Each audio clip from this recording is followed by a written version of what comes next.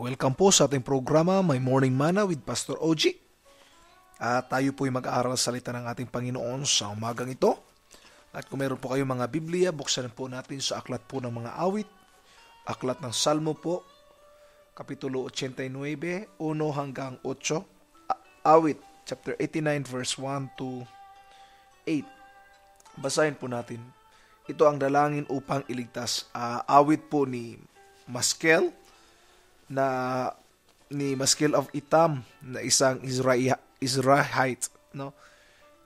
Which is collected also of David. So let's read what is written by Maskel in his music piece. Pag-ibig mo, Yahweh, na di magmamaliw, ang sa tuwid-tuwin ay aking aawitin. Ang katapatan mo'y laging sasambitin, yaong pag-ibig mo'y walang katapusan. Sintatag ng langit ang iyong katapatan. Sabi mo, O Yahweh, ikaw ay may tipan, na iyong ginawa kay David mong hirang. At ito ang iyong pangakong iniwan. Isa sa lahi mo'y laging maghahari. Ang kaharian mo ay magmamamalagi. Umaawit silang nilikha sa langit. Ang iyong ginawa'y siyang dinadalit. Ang katapatan mo, O Yahweh, ay inaawit. Sinong kapares mo doon sa itaas? Walang ibang Diyos na iyong katulad. Sa pagtitipon man ng mga lahat ng banal, taglay nila'y takot at buong paggalang. O Panginoong Diyos, wala kang katulad. At sa kadakila at laging pagtatapat. Atin pong nabasa ang verse po ng sinulat po ni Maskel. At ako po'y nagagalak na ibahagi din po ang ilang bagay patungkol po sa salita ng Panginoon. My topic for this morning is choir of praise. No, I hope we will become part of the choir of praise instead of the crowd of complainers. Dalawang klase po ang tao dito, no? Yung choir of praise at saka yung crowd of complainers. Atin po nabasa kanina ang ilan sa mga prophecy patungkol din po kay Christ na out from his generation, no, ay patuloy na maghahari ang isang hari, and that is the prophecy about Jesus Christ. Pero gusto ko pong banggitin at gusto ko pong pansinin ninyo sa atin pong nabasa ngayon ay yung bagay na binanggit niya doon, yung sinabi niya, sa tuwi-tuwi na ay aking aawitin. Ano yon? Yung pag-ibig ni Yahweh na di nagmamaliw. Bakit niya patuloy na aawitin yun? Upon the heart of a psalmer, or of this singer, alam niya na sa puso niya, walang ibang dapat na purihin maliban sa ating Panginoon. Alam niya na walang katulad ang ating Panginoon, kaya sa puso niya ay mananatili ang pagpupuri. Hindi ko napansin na binanggit niya na nagre-reklamo siya. Madalas po kasi na tao is reklamo ang nangyayari. Imbis na papuri at pasasalamat sa Panginoon, kunting problema lang, nagtatanong, bakit mo pinahintulutan ito, Lord? Bakit ito nangyari sa akin?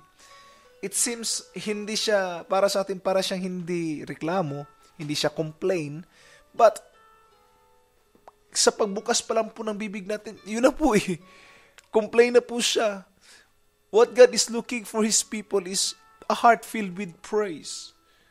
I hope we will become part of the choir of praise, not of the complainers. Bakit po? Napakalaga po kasi na tingnan natin ang mga bagay na ito, na pagdating po kasi sa problema, pag panay tayo complain tayo ng complain, mapapansin niyo po, hindi po nagbabago ang sitwasyon. Ganun din po, di po ba? Lalo pa pong lumalala, pag nag-complain tayo, lalo pang bumibigat yung damdamin natin. But why not try praise? Nasubukan na natin yung complaint, tama po ba? Bakit di natin subukan ang praise? Na pagdating po ng mga problema, suliranin, imbis na magreklamo, magpuri tayo sa Panginoon at magpasalamat. Katulad po kayo nangyari kay Job, na sinabi niya, babae, magpapasalamat ka lang ba sa mga bagay na mabubuting nangyayari sa iyo? At sa mga bagay na hindi mabubuti, hindi na? Kaya nga po, madalas po ko po sinasabi sa church yung isang awit, na nagsasabing, in the good times, praise His name. In the bad times, do the same. Ang tanong ko po, isa ka ba o bahagi po ba kayo sa choir of praise, especially during the time of trouble? My challenge is, during the time of trouble, be part of the choir of praise.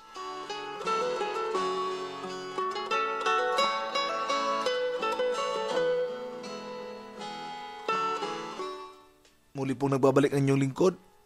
Balikan po natin yung ilang mga biblical truth po na binanggit ko po dito sa aking materials. No? Sinabi ko, be part of the choir of praise and not of the crowd of complainers. God is worthy to be praised not only for what He has done, but because of who He is. Dalawang bahagi po pala ang pagpupuri sa Panginoon. Una po, dahil kung anong ginawa niya sa buhay natin. At ang pangalawa, dahil kung sino siya sa buhay natin. Kung titinan po natin mula sa putik, hinango tayo ng Panginoon. Mula sa lusak ng kasalanan, tayo kinuha ng Diyos. Binago, nilinisan, pinalitan ng bagong damit, at namuhay ngayon ng may kabanalan. Nararapat lamang po siya na purihin. Siguro ilan sa atin ay dating drug addict. Ilan sa atin ay nakatali sa kasalanan. Ang ilan sa atin ay problemado. Ang ilan sa atin ay walang direksyon sa buhay. Ngunit nung natagpuan natin ang Panginoon, biglang nagbago ang takbo ng buhay natin. Kaya nararapat lamang po na purihin siya. Pangalawa po is, dahil siya ay Diyos, dakila sa lahat. Because of who He is. Nararapat lamang po siya na sambahin. Nararapat lamang po na siya ay purihin.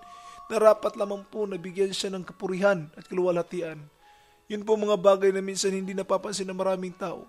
Focus masyado sila sa sarili nila. Praise is not about you, it's all about Christ. Ang pagpupuri po hindi patungkol sa iyo, kundi patungkol po sa ating Panginoon. Remember that out from one mouth comes cursing and blessing. The same mouth that spit out complaint and praise. Which one will you choose? Yun ang tanong mga kapatid. Isang bibig lang pero lumalabas yung cursing and blessing. Isang bibig lang pero lumalabas po yung complain at saka papuri. Ngayon, ang tanong ko po, alin po ang pipiliin ninyo? The choice is yours. Nasa inyo po ang pagpipili. Nasa atin po kung paano po natin gamitin yung words na lumalabas sa ating mga bibig. But personally po, this is I've said, I will sing of the mercies of the Lord. I will sing of the mercies of God. Every time that the trouble will come, I will sing. Take note also of this. Sinabi doon, sabi ng ilan, I am singing because I'm happy. Pwede po ba nating baliktarin yan? I am singing, that's why I am happy. Pwede po bang ganun? Pwede rin po, no?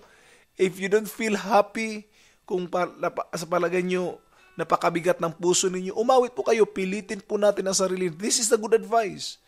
Kung hindi po kayo masaya, pilitin po natin ang sarili natin na umawit ng papurit pasasalamat sa Panginoon. Later, mapapansin nyo po, after maybe 10 to 20 minutes of your singing, the mood will be converted. Your mood will be converted and will be filled with praise at puno ng pasasalamat, and you will be happy. Kung titingnan nyo po, halos lahat ng mga taong problemado, yung mga taong panay reklamo.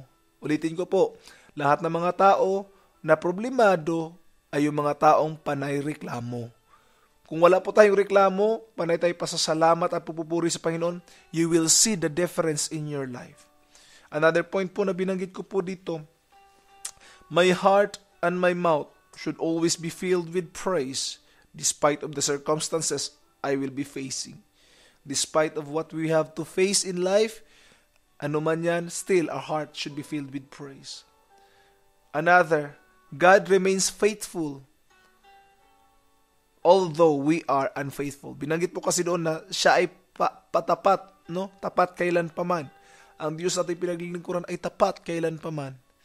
Kahit tayo minsan ay hindi naging matapat sa Kanya. Ang tanong ko po ngayon is ganito, will you join the choir of praise? Or will you join the crowd of complainers? Sa Biblia po, ang mga complainers, sila po ang pinakamaraming pinatay in just an instant. Kinain sila ng lupa in the time of Moses. No? God allowed those circumstances to happen, no? Na these complainers ay kinain po ng lupa ng buhay.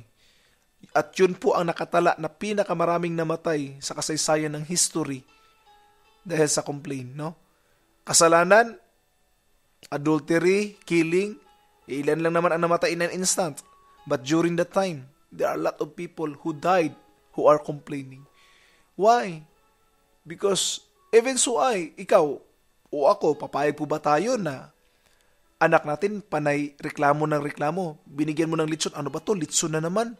O bigyan mo ng tuyo, ano ba to? Tuyo na naman. So saan ka pupunta? Saan ka lulugar? Wala, hindi mo alam. Kung kasama mo tao panay ng reklamo, wala kang mapapala niyan. Wala kang maririnig na papuri. Kung kasama mo madalas taong reklamo ng reklamo, lalo lang bumibigat ang buhay mo. Iwasan mo yung mga taong yan. But what you have to do, if you don't want to hear na sila nagre-reklamo, get away from them. Then afterwards, praise to the Lord everything that has done in your life. Count your blessing, name them one by one. Once again, be part of the choir of praise and not the crowd of complainers. God bless po.